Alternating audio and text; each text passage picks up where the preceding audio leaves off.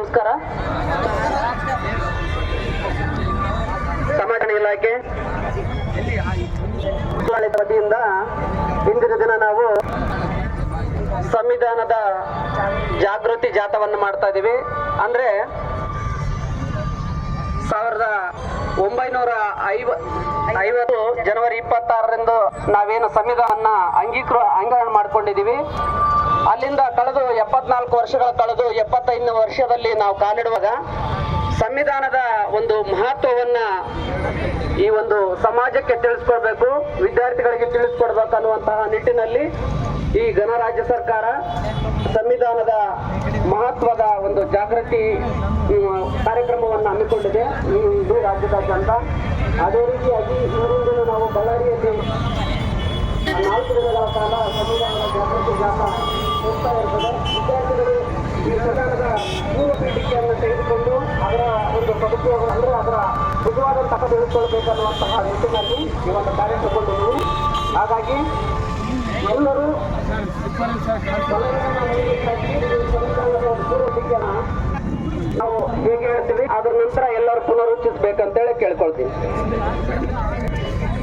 ಎಲ್ಲರೂ ಕೈ ಮುಂದೆ ಚಾಸಕ್ಕೆ ಎಲ್ಲರಿಗೆ ಕೈ ಮುಂದೆ ಚಾಚಕ್ಕೆ ಅಮ್ಮ ಕೈ ಮುಂದೆ ಚಾಸಕ್ಕೆ ಎಲ್ಲರಿಗೆ ಎಲ್ಲರೂ ತಮ್ಮ ಬಲಗೈಯನ್ನ ಮುಂದೆ ಚಾಚಬೇಕು. ನಾನು ಹೇಳಿದ್ದನ್ನ ಪುನಃ ಹೇಳ್ಬೇಕು.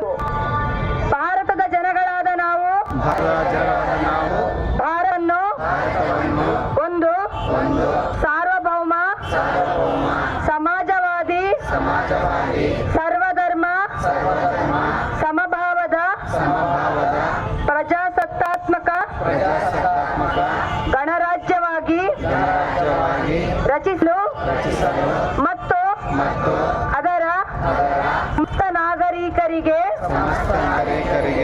ಸಾಮಾಜಿಕ ಆರ್ಥಿಕ ಮತ್ತು ರಾಜಕೀಯ ನ್ಯಾಯ ವಿಚಾರ ಅಭಿವ್ಯಕ್ತಿ ವಿಶ್ವಾಸ ಧರ್ಮಶ್ರದ್ಧೆ ಮತ್ತು ಉಪಾಸನಾ ಸ್ವಾತಂತ್ರ್ಯ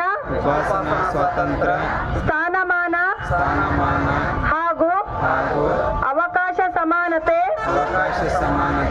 ದೊರೆಯುವಂತೆ ಮಾಡಲು ಮತ್ತು ವ್ಯಕ್ತಿ ಗೌರವವನ್ನು ರಾಷ್ಟ್ರದ ಏಕತೆಯನ್ನು ಹಾಗೂ ಅಖಂಡತೆಯನ್ನು ಸುನಿಶ್ಚಿತಗೊಳಿಸಿ ಅವರಲ್ಲಿ ಭ್ರಾತೃತ್ವ ಭಾವನೆಯನ್ನು ವೃದ್ಧಿಗೊಳಿಸಲು ಶ್ರದ್ಧಾಪೂರ್ವಕ ಸಂಕಲ್ಪ ಮಾಡಿದವರಾಗಿ